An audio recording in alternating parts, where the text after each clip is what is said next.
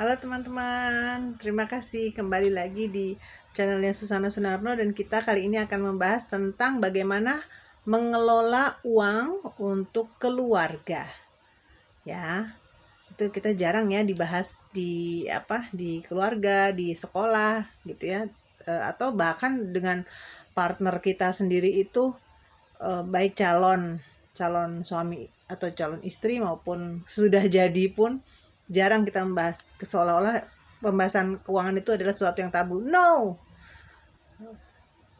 seharusnya saya tahu ini dan saya memulai ini dari dulu ya. Itu saya curhat ya. Harusnya saya lebih sudah membahas dan sudah bicara, tapi tidak detail. Harusnya dibicarakan lebih detail ya. Semoga teman-teman bernasib lebih baik dari saya. Nah, apa yang saya bahas ini sebenarnya merupakan inspirasi ini dari Dave Ramsey.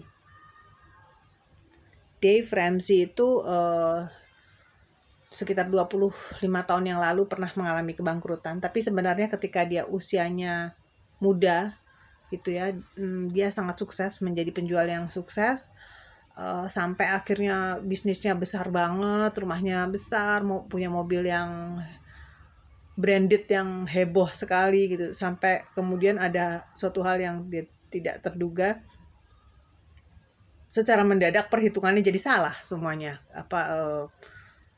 kalkulasinya menjadi mendadak berubah karena ada perubahan regulasi. Akhirnya secara mendadak bangkrut sampai hutang piutang di bank yang memaksa dia dan keluarganya untuk dia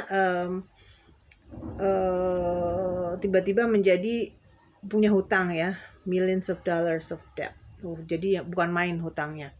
Dari situlah, karena menyadari kebodohannya itu sendiri. Jadi teman-teman jangan takut ya, untuk termasuk saya gitu,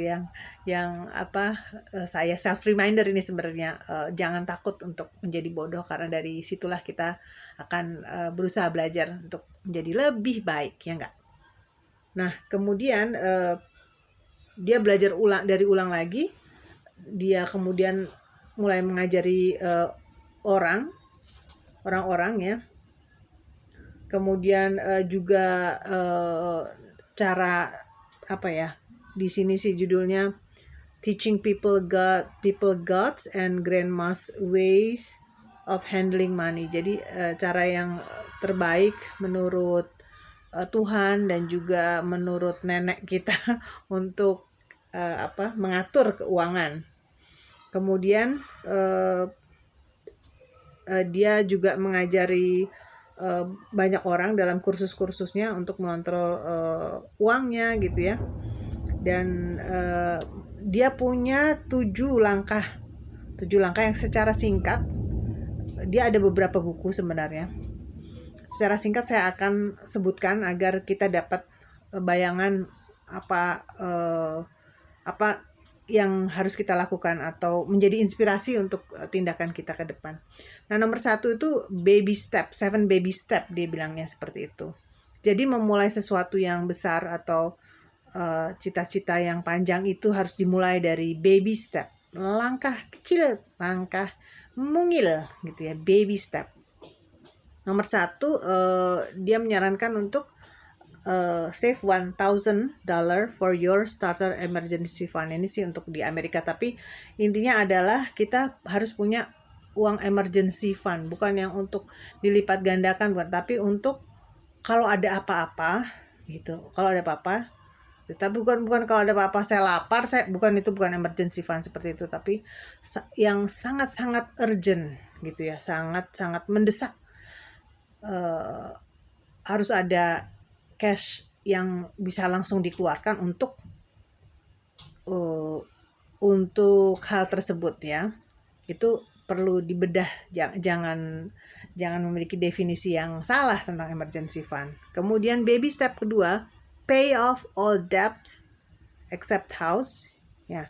Jadi yang baby step kedua adalah membayar hutang. Kalau punya hutang, bayarlah. Itu penting sekali. Pertama ya, untuk masa depanmu sendiri gitu ya. Yang kedua, secara keimanan dari mana agama manapun itu sebenarnya menganjurkan untuk melunasi hutang-hutang kita ya. Betul ya. Kalau salah tolong dikoreksi. Kemudian tapi bayar semua hutang artinya dia bilang accept the house. Jadi kalau punya rumah dengan cara mencicil itu tidak termasuk hutang yang dia bicarakan. Kecuali rumah ya. Kecuali rumah. Tapi yang lain-lainnya, hutang sama orang, hutang ini atau apa kredit card dan lain sebagainya, bayarlah semua hutang. Itu baby step yang kedua. Itu. Kemudian baby step yang ketiga adalah save 3 to 6 months of expenses in a fully funded emergency fund. Jadi harus punya uang untuk untuk 3-6 bulan. Jadi ini menurut saya ini kategorinya kalau saya bisa menambahkan, kalau saya itu kalau dia bilangnya baby step ya, kita baru baby step yang ketiga. Tapi menurut saya secara singkat keuangan itu harus dibagi dalam 3 tahap menurut saya ya. Nanti teman-teman boleh deh menurut teman-teman apa kita sharing. Yang pertama itu adalah jangka sekarang, saya perlu makan gitu ya, perlu bayar listrik, telepon gitu ya. Tapi makan minum gitu yang pertama. Jangka sekarang, jangka menengah gitu ya, jangka menengah dan jangka ke depan gitu ya. Misalkan usia pensiun gitu nanti ini dan jangka menengah itu anak-anak sekolah gitu ya, bisa juga dikategorikan seperti itu. Kemudian jangka ke depan juga bisa seperti kuliah gitu. Jadi kalau saya membaginya 3 tahapan, jangka pendek atau sekarang right now. Kemudian right now itu termasuk cut off tidak punya hutang, itu right now sekarang. Kedua itu jangka sedang gitu ya, seperti berapa tahun gitu ya, 3-5 tahun gitu, 1-3, 1-1, 1-1, 2, 1 gitu ya ininya intervalnya. Kemudian jangka panjang itu kayak 7 tahun gitu ya, 6, 7, 8 sampai 10 tahun atau belasan tahun atau 20-an tahun, itu adalah jangka panjang. Itulah yang saya pikir semua keuangan itu mengacu pada 3 masa ini yang harus disecure atau dipersiapkan atau dipikirkan untuk dilakukan gitu ya. Nah, kita kembali ke baby stepnya Dave Ramsey ini.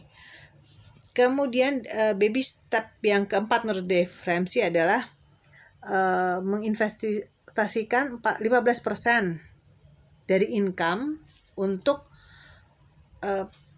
pensiun, untuk masa pensiun. Oke. Nah, dia bilang kalau kamu umurnya tuh sebenarnya sudah 67 tahun, tapi kamu masih kerja, itu sebenarnya nggak apa-apa sih. Nggak apa-apa. Tapi kalau kita di usia pensiun itu, kalau mau kerja itu karena memang pengen kerja gitu. Harusnya bukan karena kepepet harus kerja gitu. Nah, memiliki pilihan seperti ini adalah penting. Ini Dave Ramsey yang ingatkan ya. Kita lanjut ke baby step yang kelima adalah save for your college, save for your children's college fund. Nah, ingat, tabung uang untuk kuliah anak dari sekarang gitu. Karena di Amerika itu kan biaya kuliah mahal sekali. Di sini juga mahal sekali. Tapi saking mahalnya itu biasanya mereka ngutang. Jadi anaknya kuliah dulu, nanti ngutangnya bayarnya kesusahan tuh sampai menikah. Kadang-kadang ada yang masih punya utang kuliah gitu. Maksudnya bukan utang berkuliah, tapi utang membayar biaya kuliah. Itu menjadi momok yang sangat-sangat gitu ya. Dave Ramsey punya banyak komentar yang cukup pedas tentang cicilan hutang seperti ini. Untuk itu agar tidak terjerat dan berakumulasi tergurung, maka dia memperingatkan harus tapi ini baby step yang kelima ya, baby step yang kelima untuk menabung untuk biaya kuliah anak. Kemudian baby step yang keenam, baby step 6, pay off your home early. Nah, yang keenam adalah lunasi rumahmu kalau bisa lebih cepat gitu ya. Nah, saya juga pernah seperti itu ketika saya mundur dari kerja, dari satu kerja yang sudah cukup lama dan secara reguler saya mundur. Kemudian saya pikir, saya takut nih kalau rumahnya itu kan tidak bisa terlunasi gitu. Terus kemudian ada orang yang harus kerepotan melunasi jika saya tidak diberi umur panjang gitu. Untuk itu saya menghadap ke bank untuk minta dihitung ulang untuk dilunasi secepatnya. Saya ingin melunasi sekarang agar tidak ada orang yang kesusahan gitu ya. Dan saya juga kesusahan kalau saya secara mendadak dinyatakan sudah cukup di dunia ini gitu. Jadi pengennya semuanya lunas. Jangan ada sesuatu ganjalan gitulah ya di antara urusan kita di bumi ini. Dan jangan ada orang yang kerepotan, kayak orang tua kita jadi repot karena kita punya hutang yang tidak kita ketahui, yang tidak mereka ketahui dan lain sebagainya. Itu baby step number 6. Kemudian baby step number 7 menurut Dave Ramsey adalah build wealth and give. Jadi menurut dia ini barulah kita bicara tentang meningkatkan kekayaan, lalu memberi gitu ya, agar dalam hidup kita punya amalan gitu dan lain sebagainya. Nah itu step yang ke-7.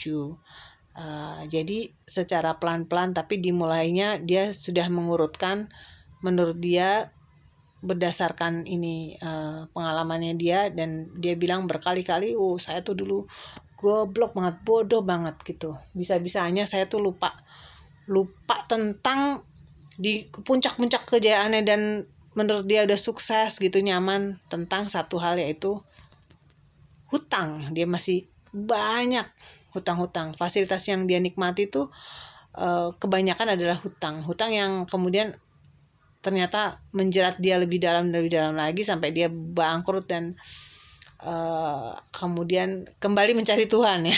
Tadinya ketika kaya raya aku hebat ya, pintar. Kemudian setelah jatuh semuanya bangkrut, baru dia kemudian memaknai dirinya mencari Tuhan lagi, kembali ke gereja lagi, kemudian berusaha memutus mata rantai tingkat kebangkrutannya itu, melunasi hutang-hutang gitu ya secara perlahan-lahan. Itu baby step, termasuk meninggalkan semua lifestyle-nya, menjual semua hal yang tidak dibutuhkan, tidak menjadi kebutuhan primer, bukan menjadi kebutuhan primer, dan start over gitu ya, dan memulai kembali. Itulah ya sharing dari pelajaran dari Dave Ramsey yang saya share, yang juga termasuk sebagai self reminder.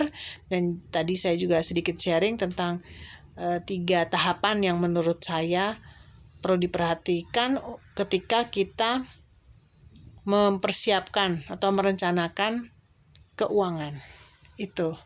Nah, menurut teman-teman ada apa sharing atau ada saran nggak? Kalau menurut teman-teman gimana? Ada tambahan mungkin gitu ya? Tolong komen di bawah. Sampai ketemu di episode yang lain. Terima kasih sudah mampir, sudah mendengarkan channelku di Susana Sunarno. Semoga teman-teman selalu sukses, selalu bisa melunasi dan terhindar dari hutang, dan kita semua menjadi lebih baik, lebih sehat semuanya. Saling mendoakan. Bye-bye.